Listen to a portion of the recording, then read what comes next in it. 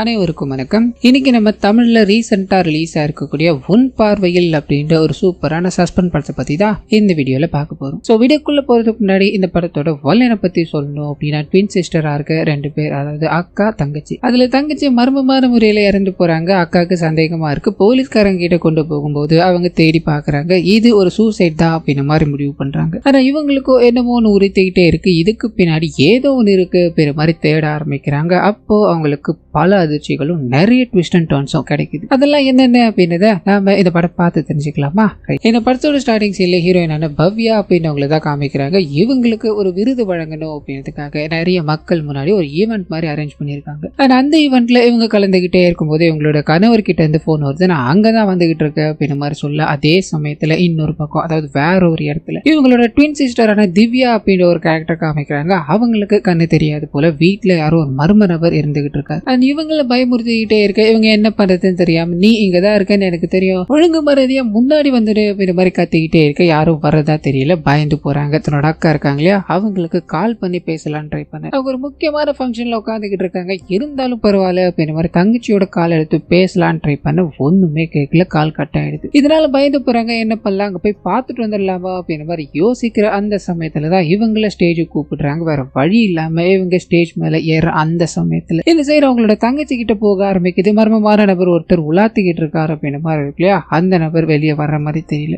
இவங்களுக்கும் பயம் அதிகரிச்சுக்கிட்டே போறதால இவங்க ஒரு ஸ்டூல் மேல ஏறி தற்கொலை பண்ணிக்கணும் அப்படின்ற மாதிரி போக, அந்த ஸ்டூல அந்த மர்ம நபர் எட்டி விடுறாரு அப்படின்றத காமிக்க, இங்க இவங்களோட உயிர் பீரியர். அதே சமயத்துல இவங்களோட அக்கா ஸ்டேஜுக்கு போறாங்க இல்லையா, அங்க காமிக்கிறாங்க. அவங்களுக்கு ஏதோ ஒரு தப்பா நடக்குது அப்படின்ற மாதிரி புரிய ஆரம்பிக்குது. போத்துன்னு கீழே விழுந்துடுறாங்க. அங்க இருக்க எல்லாருமே செக் பண்ணி பார்த்துட்டு இவங்க ஓகேன்னு சொன்னதும் அங்கிருந்து கிளம்பி போறாங்க. இவங்க வேகமா தன்னோட தங்கச்சி கிட்ட இருந்து கால் வந்தது, நம்ம எடுக்காம போயிட்டா நமக்கும் ஏதோ ஒன்று ஃபீல் ஆகுது, என்னமோ நடந்திருக்கு போல அப்படின்ற மாதிரி பயத்துல வேகமா தன்னோட கணவரை கூப்பிட்டுக்கிட்டு அந்த இடத்துக்கு போகலான்னு ட்ரை பண்ண, அப்பதான் இவங்களுக்கும் இவங்களோட தங்கச்சிக்கும் என்ன மாதிரியான ஒரு ரிலேஷன்ஷிப் போய்கிட்டு இருந்து அப்படின்றது கான்வர்சேஷன் மூலமா நமக்கு சொல்ல ஆரம்பிக்கிறாங்க. ஸோ அப்பா அம்மா இல்லாம இவங்க 2 பேரும் தான் சின்ன வயசுல இருந்து இப்போ வரைக்கும் வளர்ந்துருக்காங்க. அண்ட் இவங்களுக்கு எல்லாமுமா இருக்கிறது இவங்களோட தங்கச்சி தான் அப்படின்ற மாதிரி இருக்கும். ஒவ்வொரு விஷயமும் தங்கச்சிக்காக பார்த்து தான் பண்ணிக்கிட்டு இருந்திருப்பாங்க. அப்படி ஒரு வருஷத்துக்கு முன்னாடி அவங்களுக்கு ஒரு டிசீஸால பார்வை போயிடுச்சு அப்படின்ற மாதிரி இருக்கும். இதனால எனக்கு ஒரு தனி ஸ்பேஸ் தேவைப்படுது அப்படின்ற மாதிரி அக்காவை விட்டுட்டு அவங்க இங்க வந்து இருந்தாங்க அப்படின்ற மாதிரி இருக்கும். நான் அவளை தனியா விட்டுருக்க கூடாது, எனக்கு என்னமோ பயமாவே இருக்கு அப்படின்ற மாதிரி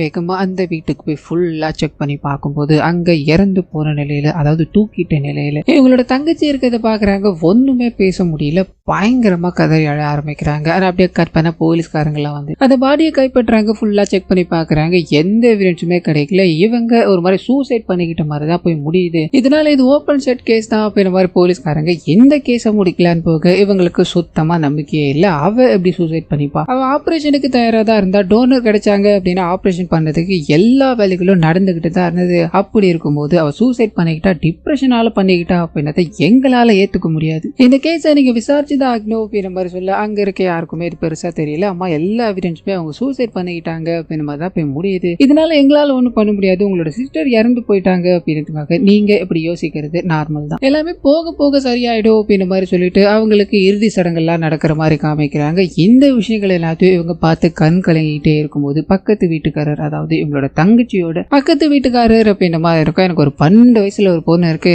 என் பொண்ணு கூட தாமா எந்நேரமும் திவ்யா சுத்திக்கிட்டே இருந்திருப்பா, அவங்க 2 பேருக்குமே ஒருத்தருக்கு ஒருத்தர் ரொம்ப பிடிச்சி போயிடுச்சு, எந்நேரமும் ஒன்னாதாமா இருப்பாங்க, இப்ப கூட அவளோட பொண்ணத்தை கூட பார்க்க வர முடியாம ரொம்ப சோகத்துல இருக்காமா அப்படின்ற மாதிரி இவரோட பொண்ணை பத்தின விஷயங்களை சொல்லிட்டு, உங்க தங்கச்சி தற்கொலை பண்ணிக்கிட்டு இறந்து போனதா சொல்றாங்க, அதுக்கான காரணம் ஏதாவது தெரிஞ்சுதாமான்னு கேட்க, இவங்க தெரியலன்னு சொல்லிட்டு தன்னோட தங்கச்சி, அதாவது எரிஞ்சு போய்கிட்டு இருக்க அந்த உடலை பார்த்துக்கிட்டே இருக்கு. இவங்களோட பின்னாடி யாரோ தொடுற மாதிரி ஃபீல் ஆகுது. தன்னோட கணவர் தான் அப்படின்ற மாதிரி திரும்ப அந்த சமயத்துலதான் கணவர் வேற ஒரு இடத்துல இருக்காரு. அப்ப தன்னை தொட்டது யாரா இருக்கும் அப்படின்ற குழப்பத்துல சுத்தி முத்தி பாக்குறாங்க, யாருமே இல்ல. இதனால ஒரு மாதிரி ரியாக்ஷனோட வீட்டுக்கு போக, வீட்டை முழுக்க நாங்க அலசி ஆரம்பிச்சிட்டோம், உங்களோட ஃபிங்கர் பிரிண்ட், உங்களோட தங்கச்சியோட ஃபிங்கர் பிரிண்ட் அவ்வளவுதான் இங்க இருக்கு, மத்தபடி இங்க யாரோட ஃபிங்கர் பிரிண்டும் கிடையாது. இதனால இது ஒரு சூசைட் கேஸ் தான் அப்படின்ற மாதிரி போலீஸ்காரங்க இந்த கேஸை முடிக்கணும் அப்படின்றதுக்காக சைன் எல்லாம் வாங்க வரும்போது இவங்க இப்பயும் நம்புறதா தெரியல. அம்மா இது ஒரு சூசைட் மட்டும்தான், இதுக்கு மேல உங்களோட தங்கச்சியை பத்தி நீங்க தெரிஞ்சுக்கணும் அப்படின்னா ஒரு 2 வீடு தள்ளி உங்களோட தங்கச்சி அடிக்கடி ஒரு அம்மாவை போய் பார்த்துட்டு வந்தாங்க, அந்த அம்மா கிட்ட போய் விசாரிச்சுக்கோங்கம்மான்னு சொல்ல இவங்க வேகமா அந்த வீட்டுக்கு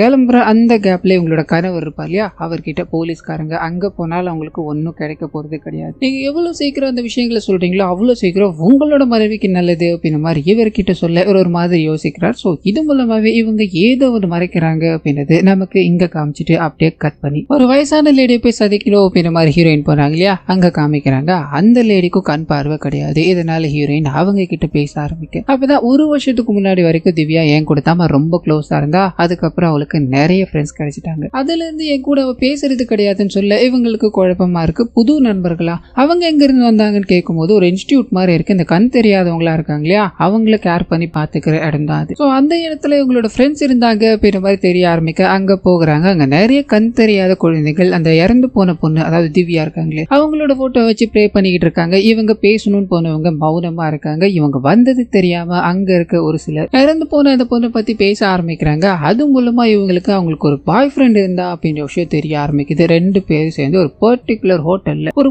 வாரம் கிட்ட தங்கியிருந்தாங்க அப்படின்ற மாதிரியும் புரிய ஆரம்பிக்குது. ஸோ குழப்பத்துல இவங்க நிற்கும் போது அந்த இடத்துல ஒரு மர்ம நபர் இவங்களை பார்த்து ஓட ஆரம்பிக்கிறார் அப்படின்றத காமிக்கிறாங்க. ஸோ இதுக்கு முன்னாடி இவங்க போன எல்லா இடங்களிலுமே இந்த மர்ம நபர் இருந்த மாதிரி இவங்களுக்கு ஃபீல் ஆயிருக்கும். இப்போ கண் எதிரில் பார்த்துட்டாங்க இல்லையா, இதனால அவரை துரத்தி பிடிக்கணும் அப்படின்ற மாதிரி ஓட ஆரம்பிக்கிறாங்க. பயங்கரமா சேஸ் எல்லாத்தையும் பண்ணிக்கிட்டே இருக்க முடிவுல அந்த நபர் காணாம போயிட்டார். அது இவங்களோட கண்கள் லைட்டா பார்வை இழக்குது அப்படின்றத காமிக்கிறாங்க. காரணம் என்ன அப்படின்னா அவங்களோட தங்கச்சிக்கு இருந்த நோயை தான் இவங்களுக்கும் இருக்குது. கொஞ்சம் கொஞ்சமா இவங்களும் பார்வை இழந்துட்டு வராங்க. ஒரு நாள் மொத்தமா இழந்துடுவாங்க அப்படின்ற மாதிரி இருக்கும். ஸோ ஆப்ரேஷனுக்காக இவங்களும் காத்துக்கிட்டு இருக்காங்க. இப்போ இந்த மாதிரி ஒரு ஸ்ட்ரெஸ் மண்டைக்குள்ள ஏத்திக்கிட்டதால இவங்க இதால கொஞ்சம் கொஞ்சமா சஃபர் ஆகுறாங்க அப்படின்றத காமிச்சிட்டு இப்போ தங்கச்சி கூட ஒருத்தன் ஹோட்டல்ல போய் இருந்திருக்கான். அது யாரை நம்ம தெரிஞ்சுக்கிட்டாங்களோ அப்படின்ற மாதிரி அந்த வேலைகளை ஈடுபட்டுக்கிட்டே இருக்கும்போது இதை இவங்களோட கணவர் கவனிக்கிறார் அப்படின்ற மாதிரி இருக்கும். கணவர் ஏற்கனவே ஏதோ ஒரு விஷயத்த மறைச்சுதான் வச்சிருக்காரு. அது எல்லாத்தையும் இவங்க கிட்ட ஷேர் பண்ணாம இவங்க இப்ப போயிட்டு வந்தாங்க இல்லையா, அந்த விஷயத்த பத்தி கேட்க ஆரம்பிக்கிறாங்க. இவங்க நிறைய பொய்களை சொல்ல ஆரம்பிச்சதும் பயங்கர கோபம் அடைகிறாரு. ஏற்கனவே உன்னோட கண்ணு கொஞ்சம் கொஞ்சமா பார்வை இழந்துகிட்டு இருக்கு. இதுல இந்த மாதிரி நீ பண்ணிக்கிட்டு இருக்க விஷயங்கள் எனக்கு சுத்தமா பிடிக்கல. உன்னோட தங்கச்சி சூசைட் பண்ணி இறந்துகிட்டா, இதுதான் நடந்திருக்கு. இதை தாண்டி ஒன்னும் கிடையாது. அண்ட் இதுக்கு மேல நம்ம இந்த இடத்துல இருக்க வேணாம், முதல்ல கிளம்பி ஆகணும் அப்படின்ற மாதிரி அவங்கள ஃபோர்ஸ் பண்ணி கூப்பிட்டுக்கிட்டே இருக்கும்போது யோசிக்கிறாங்க, நம்ம வீட்டுக்கும் போக வேணாம், எங்கேயும் இருக்க வேணாம், நம்ம எங்கன்னா வெளியே போகலாமா, அந்த இடத்துக்கு போய் கொஞ்சம் ரிலாக்ஸா இருக்கலாமா அப்படின்ற மாதிரி முடிவு பண்ணிட்டு இவங்க எங்க கூப்பிட்டு போறாங்கன்னா இவங்களோட தங்கச்சி தங்கினதா சொல்லப்படுது இல்லையா ஒரு ஹோட்டல், அங்கதான். ஸோ இந்த விஷயங்களை தெரியாத இவங்களோட ரூமை புக் பண்றாரு, அவங்கள கூப்பிட்டு போறாரு அப்படின்ற மாதிரி இருக்கும். எல்லாத்தையும் அரேஞ்ச்மெண்ட் பண்ணிட்டு நான் பார்க்கிங் வரைக்கும் போய் வண்டியை பார்க் பண்ணிட்டு வரேன்னு கிளம்ப இவங்க அதை சாதகமா பயன்படுத்தி அங்க இருக்கிறவங்க கிட்ட போய் டீடைல்ஸ் எல்லாத்தையும் வாங்கணும்னு ட்ரை பண்ண யாருக்குமே எதுவுமே தெரியல. அண்ட் இவங்க இந்த விஷயங்கள் எல்லாத்தையும் பண்ணிட்டு இருக்காங்க இல்லையா, அதே சமயத்துல அந்த ஹோட்டல்ல வேலை செய்யற ஒரு ரூம் பாய் மாதிரியான ஒருத்தர் இவங்களே கவனிச்சுக்கிட்டே இருக்க என்ன ஏது அப்படின்றது நமக்கு இதுக்கு மேல காமிக்காம ஹீரோயின் கிட்ட போக ஆரம்பிக்குது. அங்க இன்ஃபர்மேஷன் கிடைக்கலனா என்ன, நம்ம வேற யார்கிட்ட கேட்போம் அப்படின்ற மாதிரி நிறைய விஷயங்களை பண்ணிக்கிட்டே இருக்கும்போது அந்த சமயத்துல தான் அங்க இருக்க ஹோட்டல்ல வேலை செய்யற ஒரு நபர், மேம் எனக்கு தெரியலையா, நீங்க போன வாட்டி வரும்போது நான் தான் உங்களுக்கு சர்வ் பண்ணேன் அப்படின்ற மாதிரி பேச ஆரம்பிக்க இவங்களுக்கு புரிஞ்சு போயிடுச்சு அது என்னோட தங்கச்சி தான் அப்படின்றது மேற்கொண்டு கேட்க ஆரம்பிக்கிறாங்க. அப்படி கேட்டுக்கிட்டே இருக்கும்போது இவங்க வந்ததை மட்டும்தான் அந்த நபர் பார்த்திருப்பாரு. எதிரில் ஒரு நபர் இருந்தாரு, இல்ல அவங்க கூட யாராவது வந்தாங்களா அப்படின்ற எதையுமே பார்த்திருக்க மாட்டார். அதாவது மட்டும் இல்லாம வந்த அன்னைக்கு இறந்து போன அந்த பெண் இருக்காங்க இல்லையா, அவங்க கண்ணில் பேண்டேஜ் போட்டிருந்தாங்க அப்படின்ற மாதிரி இருக்கும். இந்த விஷயத்த ஹீரோயின் கேட்டதும் அவங்களுக்கு ஒரு மாதிரியா இருக்கு. அவங்களுக்கு ஆப்ரேஷன் பண்ண போறாங்க அப்படின்ற மாதிரி தான் இருக்கும். ஆனா ஆப்ரேஷன் நடந்ததுக்கான எந்த விஷயமும் இவங்க கிட்ட ஷேர் பண்ணியிருந்திருக்க மாட்டாங்க. அப்படி இருக்கும்போது அந்த பேண்டேஜ் எங்க இருந்து வந்தது அப்படின்ற குழப்பத்துல கணவர் கிட்ட இதை சொல்லும் போது, ஓ இதுக்காக தான் இந்த இடத்துக்கு நீ கூட்டு வந்தியா, இனிமேல் இங்க இருக்க வேண்டாம், வா இங்க இருந்து போகலாம் அப்படின்ற மாதிரி சொல்ல இவங்க இந்த நடந்த விஷயங்கள் எல்லாத்தையும் சொல்றாங்க. அவ பேண்டேஜ் போட்டிருந்தா அப்படின்ற மாதிரி பர்ஃபெக்டா அதனால ஞாபகம் வச்சு சொல்றாரு. இது மட்டும் தான் என்னன்னு கரெக்ட் ஆகல அப்படின்ற மாதிரி இவங்களோட கணவரை தொல்லை பண்ணிக்கிட்டே இருக்கும்போது அப்பதான் அவர் மறைச்சு வச்சுக்கிட்டு இருந்த ஒரு உண்மையை சொல்ல ஆரம்பிக்கிறார். அது என்ன அப்படின்னா இவங்களோட தங்கச்சிக்கு ஆபரேஷன் நடந்திருக்கும், ஆனா கண் பார்வை வந்திருக்காது, ஒரு ஃபெயிலியரான ஆபரேஷன் அப்படின்ற மாதிரி இருக்கும். ஸோ இதனாலதான் அவங்க தற்கொலை பண்ணிக்கிட்டாங்க அப்படின்ற மாதிரி சொல்லிட்டு இந்த விஷயத்த உங்ககிட்ட சொன்னா உன்னோட ஹெல்த் பாதிக்கும் அப்படின்ற ஒரே காரணத்துக்காக தான் நான் இதை உங்ககிட்ட இருந்து மறைச்ச அப்படின்ற மாதிரி பேசிக்கிட்டே இருக்கும்போது எதிரில் ஒரு வண்டி வருது. அந்த வண்டி ஹீரோயினுக்கு தெரியாததால இடிக்கிற மாதிரி போயிடுறாங்க. இதை கவனிச்ச இவங்களோட கணவர் உன்னோட பார்வை நீ கொஞ்சம் கொஞ்சமா இழந்துகிட்டு இருக்க, இது உனக்கு புரியுதா இல்லையா அப்படின்ற மாதிரி அவங்களுக்கு அட்வைஸை பண்ணி அங்கிருந்து கூட்டு போக அந்த சமயத்துல தான் அந்த ஹோட்டல்ல ஒரு நபர் சுத்திக்கிட்டே இருந்தாரு. ஹீரோயினை பார்த்துக்கிட்டே இருந்த மாதிரி காமிச்சாங்களே, அந்த நபர் ஹீரோயின் கிட்ட வந்து பேச ஆரம்பிக்கிறாரு. உன்னோட தங்கச்சி இறந்து போன விஷயங்களை கேட்டு நான் ரொம்ப சோகப்படுறேன். நான் இப்போ உங்ககிட்ட பேச வந்ததே உங்களோட தங்கச்சியோட ரூம் கிளீன் பண்ணும்போது அவங்க ஒரு கீயை விட்டு போயிட்டாங்க, அந்த கீயை உங்ககிட்டயாச்சும் கொடுக்கணும் அப்படின்றதுக்காக தானே சொல்லி அந்த கீயை கொடுக்கும்போது அந்த சமயத்துலதான் அவர் ஒரு மர்மமான மனிதரை பத்தி பேச ஆரம்பிக்கிறாரு. இதே ஆள் தான் இவங்க போற எல்லா இடங்களுக்கும் இவங்களை ஃபாலோ பண்ணிக்கிட்டு இருக்காரு அப்படின்ற மாதிரி ஃபீல் ஆயிருக்கும். ஸோ அந்த நபரை பத்தி இவர்கிட்ட கேட்க ஆரம்பிக்கிறாங்க. இவரு நிறைய விஷயங்களை சொல்லிட்டு அவன் எங்க தேடினாலும் உனக்கு கிடைக்க மாட்டான், இந்த வெளி உலகத்துக்கு தன்னை காட்டிக்கணும் அப்படின்ற மாதிரி விருப்பப்படாதவன், அவனை நீ பிடிக்கணும் அப்படின்றது சாத்தியமே இல்லாத ஒண்ணுன்னு சொல்ல இவங்க மேற்கொண்டு அவர்கிட்ட கேட்டுக்கிட்டே இருக்காங்க. அந்த சமயத்துலதான் பார்க்கிங்ல அந்த லேடி, அதாவது உன்னோட தங்கச்சி இருக்காங்க இல்லையா, அவங்க தன்னோட காரை பார்க் பண்ணணும் அப்படின்ற மாதிரி அங்க போனாங்க. 24 மணி நேரமும் சிசிடிவி கேமரா இருக்கு, நீ அங்க போன அப்படின்னா உனக்கு ஏதாவது கிடைக்க வாய்ப்பு இருக்குன்னு சொல்ல இவங்க வேகமா அங்க போகலாம் ட்ரை பண்ண கணவர் குறுக்குல வந்துட்டு இது நடந்த விஷயங்கள் எல்லாத்தையும் கேள்விப்படுறாரு. பயங்கரமா திட்டிக்கிட்டே இருக்கு இவங்க. ஆனாலும் அந்த மர்ம மனிதரை பத்தி நமக்கு ஒரு சின்ன குழு கிடைச்சிருக்கு, அதை நம்ம கண்டிப்பா விடக்கூடாது அப்படின்றதுக்காக வேகமா தன்னோட கணவரை கன்வின்ஸ் பண்ணி அந்த இடத்துக்கு போக இவங்களுக்கு ஏற்கனவே பல பிரச்சனைகள் இருக்கு. இதனால இவங்க இதுல இன்வால்வ் ஆக வேண்டாம், நான் போய் அந்த சிசிடிவி கேமரா கொண்டு வரேன், அதுல அவர் மட்டும் பதிவாகல அப்படின்னா இந்த விஷயத்தை இதோட விட்டணும் அப்படின்ற மாதிரி சொல்லிட்டு இவர் உள்ள போகிறாரு. இவங்க வெயிட் பண்ண ஆரம்பிக்கிறாங்க. நேரங்கள் செல்ல ஆரம்பிக்குது. அவர் வெளியில வர மாதிரியே தெரியல. ரொம்ப நேரம் ஆச்சு இல்லையா, இன்னும் வரல, என்னமோ தப்பா இருக்கு அப்படின்ற மாதிரி இவங்க உள்ள போய் பார்க்கும்போது அவர் வந்ததுக்கான எந்த அடையாளமும் கிடையாது.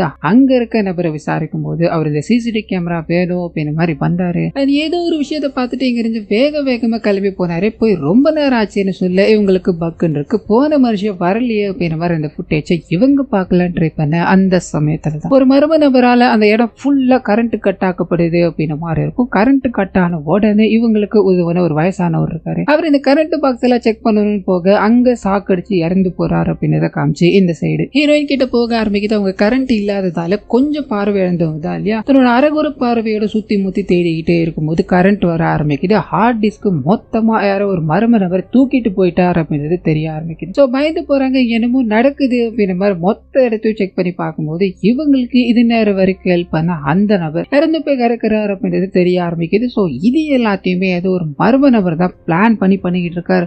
அந்த நபர் தான் என்னோட கணவர் ஏதாவது பண்ணிருக்கணும் அப்படின்ற மாதிரி கத்திக்கிட்டு மயக்கம் போட்டு விழ கட் பண்ண ஹாஸ்பிட்டல்ல காமிக்கிறாங்க. இவங்களோட பார்வை கொஞ்சமா போய்கிட்டே இருக்கு. இதனால நீங்க கேர்ஃபுல்லா இருக்க வேண்டியது அவசியம்னு சொல்ல அந்த சமயத்துலதான் போலீஸ்காரங்களுக்கு இறந்து போன திவ்யாவோட வீட்டுல லைட் எரியுது அப்படின்னு தகவல் கிடைக்குது. சோ வேகமா ஹீரோயினை கூப்பிட்டுக்கிட்டு அந்த இடத்துக்கு போக எதிர்பாராத ஒரு விஷயம் அங்க இருக்கு. அது என்ன அப்படின்னா இவங்களோட கணவர் இருக்கா இல்லையா, அவர் தூக்கிடப்பட்ட நிலையில இறந்து போய் கிடக்கிறார் அப்படின்றது தெரிய ஆரம்பிக்குது. இது நேரம் வரைக்கும் ஹீரோயினுக்கு கொஞ்சம் பார்வையாச்சு இருந்திருக்கும். இந்த சம்பவத்தால இவங்களோட முழு பார்வை இழக்கிறாங்க அப்படின்றத நமக்கு இங்க காமிச்சிட்டு கட் பண்ண ஹாஸ்பிட்டல்ல காமிக்கிறாங்க. இவங்களை செக் பண்ண டாக்டர் உங்களுக்கு ஒரு டோனர் கிடைச்சிருக்காரு அப்படின்ற மாதிரி ஆபரேஷன் நடத்தி முடிக்கிறார். இதனால இவங்களுக்கு ஒரு சில வாரங்கள்ல பார்வை கிடைச்சிரும் அப்படின்ற மாதிரி இருக்கும். அது வரைக்கும் அந்த பேண்டேஜ் இருக்கு இல்லையா, கண்களுக்கு போட்டிருக்காங்களே, அதை போட்டுதாகணும் அப்படின்ற ஒரு கட்டாயம். அது இதுக்கு நடுவுல இவங்களோட கணவர் எப்படி இறந்து போனார் அப்படின்ற விஷயம் ரிவீல் ஆக ஆரம்பிக்குது. அவர் பண்ணிக்கிட்டது தற்கொலை பண்ணிக்கிறதுக்கு முன்னாடி ஒரு பெரிய நோட் எழுதி வச்சுட்டு போயிருக்காரு. அந்த நோட்ல என்ன இருக்கும் அப்படின்னா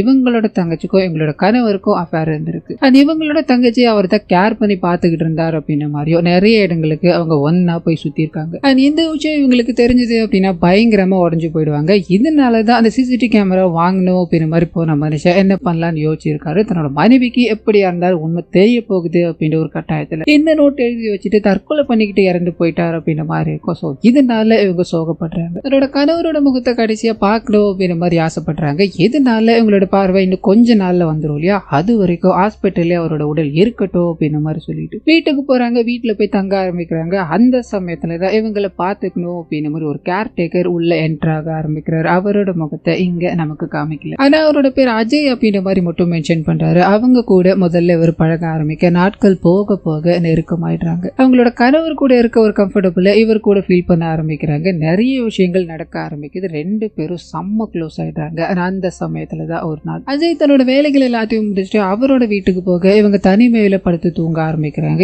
இது நேரம் வரைக்கும் இவங்களை நிறைய முறை ஃபாலோ பண்ணிக்கிட்டே இருக்காளே அந்த மர்ம மனிதன். அவன் இந்த வீட்டுக்குள்ள நுழைய ஆரம்பிக்கிறான், ஏதோ ஒண்ணு பண்ண ஆரம்பிக்கிறான். இதை தெரிஞ்சுக்கிட்டே இவங்களும் வீட்டுக்குள்ள யாரோ இருக்காங்க அப்படின்ற பயத்துல அங்கிருந்து வேகமா ஓடி வந்துகிட்டே இருக்க பக்கத்து வீட்டுக்காரர் பாக்குறாரு, அங்க யாரும் இல்லையாமா, சரி நீங்க வீட்டுக்கு வாங்க அப்படின்ற மாதிரி அவங்கள கூப்பிட்டு போய் உட்கார வச்சு அவங்க கிட்ட தப்பா நடந்துக்கணும் அப்படின்ற மாதிரி ட்ரை பண்ண இவங்க ஒன்னும் புரியாம அங்கிருந்து ஓட ஆரம்பிக்கிறாங்க. இந்த விஷயத்த அந்த வீட்டுக்காரரோட 12 வயசு குழந்தைன்னு சொல்லியிருந்தாங்க இல்லையா, அந்த குழந்தை பாத்துக்கிட்டு இருக்கு. என்ன பண்ணுதுன்னு தெரியாம நின்னுகிட்டே இருக்க அந்த சமயத்துலதான் ஹீரோயின் ஓடி போய் ஒரு இடத்துல ஒளியிறாங்க. அஜய்க்கு போன் பண்ணி நீ காப்பாற்ற முடியுமான்னு கேட்க அந்த வீட்டுக்காரர், அதாவது பக்கத்து வீட்டுக்காரர் இருக்காரு, அவருக்கு தெரியாம அஜய் இவங்களை காப்பாத்தி தன்னோட வீட்டுக்கு கூட்டு போறாரு அப்படின்ற மாதிரி இருக்கும். சோ தன்னோட வீட்டுக்குள்ள கூட்டு போனது அவர் திங்ஸ் எல்லாத்தையும் அரேஞ்ச் பண்ணிட்டு சாப்பாடு எல்லாத்தையும் கொடுத்துட்டு இவங்களை தங்க வைக்கணும் அப்படின்றதுக்காக ஒரு பெட் அரேஞ்ச் பண்ணணும்னு போக அந்த சமயத்துலதான் அந்த குழந்தை இருக்கு இல்லையா ஓடி வந்து என்னோட அப்பா பண்ண விஷயங்கள் எல்லாத்துக்கும் நான் மன்னிப்பு கேட்டுக்கிறேன், நீங்க நான் உங்ககிட்ட ஒரு முக்கியமான விஷயத்த சொல்றதுக்காக தான் வந்தேன் அப்படின்ற மாதிரி சொல்லிட்டு இது நாள் வரைக்கும் உங்களோட தங்கச்சி நினைச்சு அண்ட் உங்களை ஃபாலோ பண்ணிக்கிட்டு இருக்க அந்த மர்ம நபர் வேற யாரும் கிடையாது, உங்க கூடவே இருக்க கேரக்டரா இருக்க அந்த நபர் தான். அந்த நபரோட பேர் அஜய் கிடையாது, அனில் அப்படின்ற விஷயங்கள் எல்லாத்தையும் சொல்ல இவங்க நம்புறதா தெரியல. இதனால நம்பணும் அப்படின்றதுக்காக ஒரு விஷயத்த கொடுக்குறாங்க. அது என்ன அப்படின்னா, ஹீரோயினுக்கு அந்த ஹோட்டல்ல ஒரு நபர் கீ செயின் மாதிரி ஒன்று கொடுத்துருப்பாரு, அந்த விஷயம் தான். உங்களை சுத்தி இருக்க மர்மங்களை பத்தி நீங்க தெரிஞ்சுக்கணும் அப்படின்னா அவனோட வீட்டுல வாஷ்ரூமுக்கு பக்கத்துல ஒரு மர்மமான அறை இருக்கு, அதுக்கு போறதுக்கான சாவி தான் இது. அதுக்குள்ள போறீங்க அப்படின்னா நடக்கிற விஷயங்கள் எல்லாமே உங்களுக்கு தெரியும்னு சொல்ல பட்டு அந்த நபர் வந்ததால இந்த குழந்தை ஓடி போய் ஒளிஞ்சிக்கிட்டு அந்த நபரும் இவங்களை தூங்க வைக்கணும் அப்படின்ற மாதிரி கூட்டு போக இவங்க யோசிக்கிறாங்க. அந்த குழந்தை சொன்னது உண்மையா இருக்கலாம் இல்லையா அப்படின்ற கோணத்துல நான் வாஷ்ரூம் போய் ஆகணும்னு சொல்ல இவங்க உள்ள போய் உட்காடுறாங்க. அந்த சமயத்துலதான் அந்த குழந்தை இன்னொரு விஷயத்தையும் சொல்லியிருக்கோம். அது என்ன அப்படின்னா, உங்களோட பேண்டேஜ் அவுத்து பாருங்க, அப்பதான் இங்க நடக்கிற விஷயங்கள் எல்லாமே உங்களுக்கு புரியும்னு சொல்ல இவங்க யோசிக்கிறாங்க. அந்த பொண்ணு பேச்சை கேட்டு பேண்டேஜ் அவுக்கலாமா இல்ல அஜய நம்பலாமா அப்படின்ற மாதிரி திங்க் பண்ணிக்கிட்டே இருக்க ஒரு ட்ரை பார்க்கலாமே அந்த பேண்டேஜ் அவுத்துட்டு கண்களை திறக்கும் போது கண்கள் கிளியரா தெரிய ஆரம்பிக்குது. சோ அந்த அஜய் இது நாள் வரைக்கும் இவங்களை பேண்டேஜ் ஒட்ட வச்சு ஏமாத்திக்கிட்டு இருக்காரு அப்படின்றது புரிஞ்சு போயிடுச்சு. ஒரு சீக்ரெட் ரூம் அப்படின்ற மாதிரி சொன்னாங்க இல்லையா, அதை ஓபன் பண்ணி பார்க்கும்போது இதுக்கு பின்னாடி நடக்கிற விஷயங்கள் எல்லாம் என்னென்ன அப்படின்றது நமக்கு ரிவீல் ஆக ஆரம்பிக்குது. சோ இவங்களோட தங்கச்சி இருக்காங்க இல்லையா, அவங்களுக்கு ஆபரேஷன் பண்ணிருப்பாங்க, அதாவது அந்த கண் ஆபரேஷன் இருக்கு இல்லையா அது. சோ வீட்டுல இருப்பாங்க பாத்துக்கணும் அப்படின்றதுக்காக இந்த நபர் அனில்னு சொன்னே அந்த நபர் தான் போயிருப்பாரு. அவங்க கூட நிறைய விஷயங்களை பேசி பழக ஆரம்பிச்சுட்டாரு. ஒரு கட்டத்துக்கு மேல ரெண்டு பேரும் காதலிக்க ஆரம்பிச்சுட்டாங்க அப்படின்னு மாதிரி இருக்கும். இந்த அனிலுக்கு பிரச்சனை என்ன அப்படின்னா, அவங்களுக்கு மீண்டும் பார்வை வரப்போகுது அப்படின்னு ஒரு விஷயம் வந்தப்பதான். காரணம் என்ன அப்படின்னா, இவங்க கண் தெரியாம இருக்கும் போது அவங்க கேர் பண்ணி பாத்துக்கிட்டாங்க. அந்த விஷயங்கள் புடிச்சு போனதால இவங்க பார்வை கிடைக்க கூடாது அப்படின்றதுக்காக சில மருந்து எல்லாத்தையும் பயன்படுத்தி அவங்களோட பார்வையை போக்க வைக்கிறார் அப்படின்ற மாதிரி இருக்கும். இது தெரிஞ்ச அவங்களும் இவர் அவாய்ட் பண்ண ஆரம்பிக்கிறாங்க. நீ இந்த இடத்தை விட்டு போகல அப்படின்னா நான் தற்கொலை பண்ணிப்பேன் அப்படின்ற மாதிரி ஸ்டார்டிங் சீன்ல ஸ்டூல் போட்டுல ஏறி நின்னாங்க இல்லையா, அந்த சீன் நடந்திருக்கும். இவர் கோபத்துல நீ செத்தே போ அப்படின்ற மாதிரி எட்டி உதச்சு அவங்கள சாகடிச்சிட்டார் அப்படின்ற மாதிரி இருக்கும். சோ தன்னோட காதலியை சாகடிச்சதால இவருக்கு ஒரு மாதிரி குற்ற உணர்வு இருந்திருக்கு. அந்த குற்ற உணர்வு போக்குற வகையில தான் இவங்க, அதாவது பவ்யா உள்ள என்டர் ஆகுறாங்க அப்படின்ற மாதிரி இருக்கும். சோ இவங்க பார்வை இழந்துட்டாங்க அப்படின்னா அந்த பார்வை இழந்தது மூலமா தன்னோட இறந்து போற காதலியவே நம்ம இவங்களுக்குள்ள பார்க்கலாம் அப்படின்ற மாதிரி முடிவு பண்ணிட்டு தான் இவங்களை சுத்தி சுத்தி வர ஆரம்பிக்கிறார். இவங்களோட பார்வையை போக்க வைக்கணும் அப்படின்றதுக்காக நிறைய விஷயங்களை பண்ணிக்கிட்டு இருக்காரு அப்படின்றது தெரிய ஆரம்பிக்குது. இதை தெரிஞ்சது இவங்க பயத்துல வெளியே வரும்போது அந்த நபருக்கு உள்ள அந்த குட்டி பொண்ணு வந்துட்டாங்க அப்படின்றது தெரிஞ்சிருச்சு. சோ அவங்களை கொடூரமான முறையில சாகடிச்சு வச்சிருக்காரு. இதை இவங்க பாக்குறாங்க. பார்த்தது பயங்கரமா கதறி அழுதுகிட்டே இருக்கு. அவர் என்டர் ஆகுறாரு. என்ன அழுதுகிட்டு இருக்கு, அவன் உன்னோட கண்கள்ல இருந்த பேண்டேஜ் எங்க போச்சுன்னு கேட்கும்போது இவங்க உள்ளுக்குள்ள ஒரு குழந்தை ஓடி வந்தா அவனை பத்தி தப்பு தப்பான விஷயங்களை சொல்லிக்கிட்டே இருந்தா. இதனால நான் அவளை நம்பி பேண்டேஜ் அவுத்தேன். எனக்கு கண்ணு அப்ப கூட சுத்தமா தெரியல, எனக்கு எதில் யார் இருக்காங்கன்னு புரியல, உடனடியா ஹாஸ்பிட்டல் கூட்டு போக முடியுமான்னு கேட்க இவருக்கு சந்தேகமா இருக்கு. அதை நம்ம கன்ஃபார்ம் பண்ணி ஆகணும் அப்படின்றதுக்காக ஒரு சில விஷயங்களை பயமுறுத்துற மாதிரி பண்ணி காமிக்கிறாரு. இவங்க பயப்படுறதா தெரியல, மௌனமாவே கண்ணு தெரியாதது போலவே நடிச்சுக்கிட்டே இருக்காங்க. ஹாஸ்பிட்டல் கூட்டு போக முடியுமா, டாக்டர் கிட்ட போக முடியுமான்னு கேட்க இவர் போனே பண்ணாம போன் எடுத்து காதுல வச்சுக்கிட்டு டாக்டர் கிட்ட பேசுற மாதிரி ஆக்டிங் கொடுத்துட்டு டாக்டர் ஊருக்கு போயிட்டாராம், வர்றதுக்கு ஒரு வாரம் ஆகுமா, அது வரைக்கும் உன்னால எதுவுமே பண்ண முடியாதுமா, ஒன்னும் பரவாயில்ல நான் உன் கூட இருக்கேன் அப்படின்ற மாதிரி கூப்பிட்டு உட்கார வச்சு காஃபியை கொடுக்குறாரு. அதுல இவங்களோட கண் பார்வை போகணும் அப்படின்றதுக்காக ஒரு சில மருந்துகள் எல்லாத்தையும் கொடுக்க இதை இவங்க கவனிச்சுக்கிட்டு தான் இருக்காங்க. இதை குடிக்கலாமா வேணாமா அப்படின்ற சிந்தனையில இருக்கும்போது இவருக்கு டவுட் ஆயிடுச்சு. அந்த டவுட்டை கன்ஃபார்ம் பண்ற விதமா ஒரு ஃப்ரிட்ஜ் மாதிரி இருக்கும், அங்க கொண்டு போறாரு. உனக்காக ஃப்ரிட்ஜுக்குள்ள நான் ஒரு மேட்டர் வச்சிருக்கேன், அதை திறந்து பார்க்க முடியுமான்னு கேட்க திறந்து பார்க்கும்போது உண்மையான கேரக்டர் இருக்கா இல்லையா, அவர் இறந்து போன நிலையில அதுல இருக்காரு. பார்த்ததும் பயங்கரமா கத்தி ஆள ஆரம்பிச்சு அங்கிருந்து ஓட ஆரம்பிக்கிறாங்க. புரிஞ்சு போயிடுச்சு இவங்களுக்கு பார்வை வந்துருச்சு அப்படின்றது தெரிஞ்சு போச்சு. இதனால அவங்கள துரத்தி பிடிச்சி உன்னோட தங்கச்சி கிட்ட பண்ண தப்ப நான் இங்க பண்ண மாட்டேன், எனக்கு சின்ன வயசுல இருந்து இது வரைக்கும் நான் வயசானவங்க கூட கண் பார்வை இல்லாதவங்க கூட என்னோட வாழ்க்கையை செலவிட்டுட்டேன். இதனால இந்த நார்மலா இருக்கிறவங்கள மனுஷங்களை பார்த்தாலே எனக்கு புரியாது, அவங்கள பார்த்தாலே ஓடி ஒளிஞ்சிக்கணும் அப்படின்ற மாதிரி நினைப்பேன். அதனாலதான் பார்வை இல்லாத உன்னோட தங்கச்சி கூட காதல் ஏற்படுத்திக்கிட்டு அவ கூட சந்தோஷமா இருக்கணும் அப்படின்ற மாதிரி நினைச்சேன். ஆனா அது நடக்கல. இந்த வாய்ப்பு மறுபடியும் கிடைச்சிருக்கு, எதையும் நான் கைவிட மாட்டேன் அப்படின்ற மாதிரி அவங்களோட கண்களை பேண்டேஜால கட்டிக்கிட்டு அவங்கள கார்ல உட்கார வச்சுக்கிட்டு அந்த இடத்தை விட்டு போகலாம் அப்படின்ற மாதிரி கூட்டு போக இவங்க கார்ல இருந்து தப்பிச்சு போக ஆரம்பிக்கிறாங்க. வீட்டு பக்கத்துல ஒரு வயசான லேடி இருந்தாங்க இல்லையா, அந்த வீட்டுக்குள்ள போய் ஒளிஞ்சுக்கிட்டு அவங்க கிட்ட உதவி கேட்கணும் அப்படின்ற மாதிரி ட்ரை பண்ணிக்கிட்டே இருக்க இந்த நபர் உள்ள ஓடி வர்றாரு. இவரை பார்த்ததும் ஆன்டி எல்லாரையும் கொலை பண்ணிக்கிட்டு இருக்கவங்க தான் இருக்கா, நீங்க உடனடியா போலீஸ்க்கு போன் பண்ண முடியுமான்னு கேட்க அந்த சமயத்துல தான் அந்த எதிரில் நிக்கிற அனிலோட அம்மா தான் இவங்க அப்படின்றது தெரிய ஆரம்பிக்கும். ஆரம்பிக்குது. அந்த நபர் வீட்டை விட்டு போய் பல வருடங்கள் ஆச்சு. வீட்டுக்கு எப்பயாவது ஒரு தடவை தான் வருவார். ஸோ இன்னைக்கு வந்திருக்கிறதால அந்த வயசான லேடி ஒரு கூட பேச ஆரம்பிக்கிறாங்க. இந்த போது என்னென்னமோ சொல்றாடா, அதெல்லாம் உண்மைதானடா அப்படின்ற மாதிரி கேட்க, அம்மா நீங்க என்ன நம்புறீங்களா அவளை நம்புறீங்களா, உங்களோட பையன் இந்த மாதிரி பண்ணுவானம்மா அப்படின்ற மாதிரி அவங்க கிட்ட போகும்போது இவங்க பையனை நம்புறாங்க. பக்கத்துல இருக்க ஹீரோயினை பட்டார்னு ஒரு அடி அடிக்க பொத்துன மயக்கம் போட்டு விழுறாங்க. அண்ட் பையன் கிட்ட போய் இவங்க பேச ஆரம்பிக்கிறாங்க. அந்த சமயத்துல தான் இவங்களுக்கு பார்வை இருந்திருக்கு போல, வெளி உலகத்துக்கு பார்வை தெரியாத மாதிரி நடிச்சுக்கிட்டு இருக்காங்க போல. இந்த விஷயத்த இவங்களோட பையன் கவனிக்கிறான். அம்மா எனக்கு நீங்க சின்ன வயசுல இருந்து என்ன சொல்லி கொடுத்தீங்க, நம்ம போய் சொல்லணும் அப்படின்னா கடவுள் நம்ம கண்ணை புடிங்கிட்டு வரேன் தானே, இப்ப நீங்க என்கிட்ட போய் சொல்லிட்டீங்களேம்மா, அது தப்பு இல்லம்மா, இதனால கடவுள் உங்க கண்ணை புடுங்கி தானே ஆகணும் அப்படின்னு மாதிரி ஒரு ஊசியை வச்சிருப்பாரு. அது எடுத்து இவங்களோட கண்கள்லயே போட்டு இவங்கள சாகடிக்கிறாரு அப்படின்றத காமிச்சு ஹீரோயின் கிட்ட போறாரு. ஹீரோயினாக இருந்து கொண்டு போகணும் அப்படின்ற மாதிரி ட்ரை பண்ண அவங்களோட கைக்கு ஒரு கத்தி கிடைக்குது. அந்த கத்தியால குத்தி கிழிச்சிட்டு அங்கிருந்து தப்பிச்சு போக ஆரம்பிக்கிறாங்க. ஒரு பயங்கரமான சேசிங்க, ஒரு கேப்டன் மவுஸ் மாதிரியான கேமோ இங்க போய்கிட்டே இருக்கு. இத்தோட முடிவுல போலீஸ்காரங்களுக்கு இவங்க தகவல் சொல்லிட்டாங்க. ஸோ போலீஸ்காரங்க வேகமா அந்த இடத்த வந்து ஃபுல்லா செக் பண்ணி பார்த்துக்கிட்டே இருக்கும்போது இவருக்கு வெளியாட்களை பார்த்தாலே பிடிக்காது இல்லையா,